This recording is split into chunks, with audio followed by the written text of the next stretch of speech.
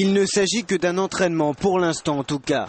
Ces soldats israéliens se préparent à des combats de rue avec les militants du Hamas. Ils sont des milliers de réservistes, prêts à participer à une attaque de grande envergure, la phase 3 du plan plomb durci de l'armée. Depuis ce matin, les blindés avancent dans la périphérie sud de la ville. Les habitants fuient en masse vers le centre de Gaza City, en grande partie détruit. Lorsque les bombardements cessent durant les 3 heures de trêve journalière, la population sort des caves pour constater les dégâts.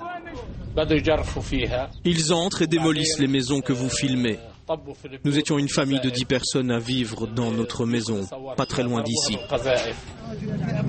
La situation sanitaire dans la bande de Gaza ne cesse de s'aggraver. L'électricité est régulièrement coupée, l'eau potable se fait rare. La mort est partout. Le bilan humain s'alourdit, 879 Palestiniens tués, dont 275 enfants. Au milieu des décombres, les militants du Hamas affichent leur détermination. Ils se disent prêts au combat, comme le répète leur chef politique, réfugié en Syrie. Vous avez brisé la dernière chance d'une trêve et de négociation. Personne ne vous croit.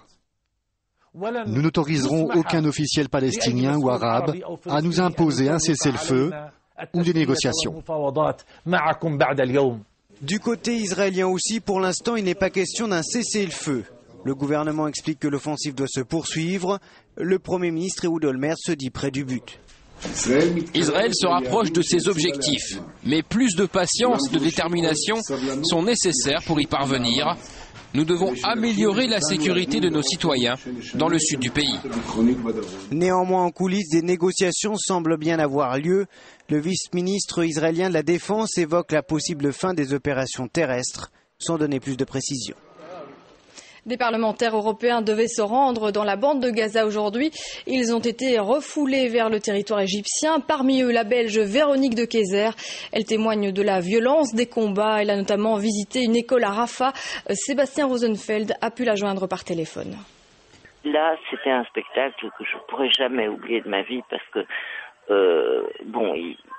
d'abord, il y avait une densité de population terrible, il y avait plusieurs centaines de personnes à l'intérieur d'une école qu'on a vue, et quasi uniquement des femmes, des petits gosses, des enfants, des petits garçons, très très peu d'hommes parmi eux. Il y avait des femmes qui voulaient nous donner leurs enfants pour qu'on les prenne avec eux, et puis on n'avait pas fait 200 mètres en voiture que les bombes commençaient à tomber, et on a passé la frontière de Rafah, littéralement sous les bombes. Il y a des obus qui sont tombés à 200 mètres de là, et nous-mêmes, on a dû courir un peu dans tous les sens. Donc, ce contraste entre une vie qui persiste et l'impuissance que nous avons à sortir les gens de là, pour moi, c'est à la limite du tolérable.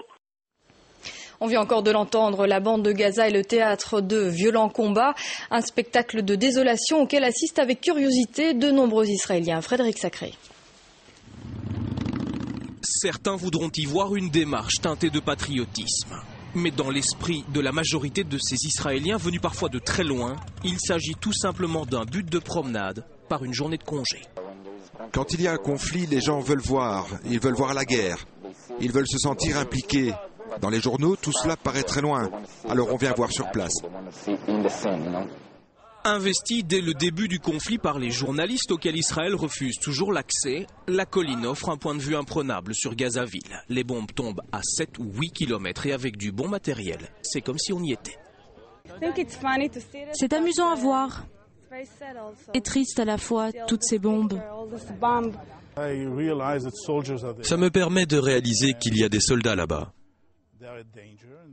Des hommes qui sont en danger et qui tentent de mettre un terme à une situation grave qu'on nous a imposée.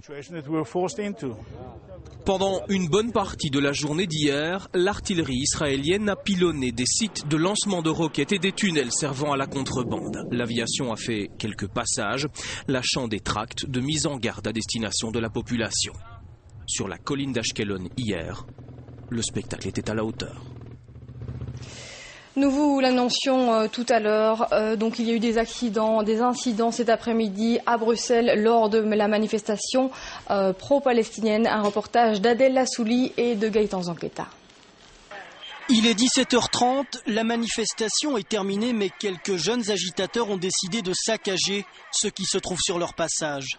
Malgré l'intervention des organisateurs qui tentent ici de calmer les esprits, la police, très discrète, peut-être trop en fin de parcours, décide d'intervenir. Une présence qui en dissuade certains. Pendant ce temps, les organisateurs de leur côté lancent un appel au calme. C'est des gamins qui sont juste venus se défouler, c'est tout. La manif s'est super bien passée. Et ben il y a toujours un petit groupe qui arrive et qui est là pour ça, c'est tout. Maintenant, on essaye d'éviter l'affrontement. Est-ce que ça va marcher? J'en sais rien.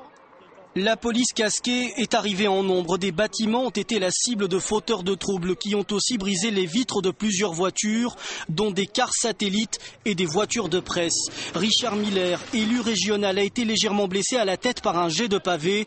Une dizaine de personnes ont été ce soir interpellées. Nous vous l'annoncions dans notre journal de 13h. Depuis jeudi dernier, la reine Fabiola est hospitalisée au CHU de Liège. Elle a subi une intervention à la thyroïde. L'opération s'est bien déroulée. La reine a quitté l'hôpital.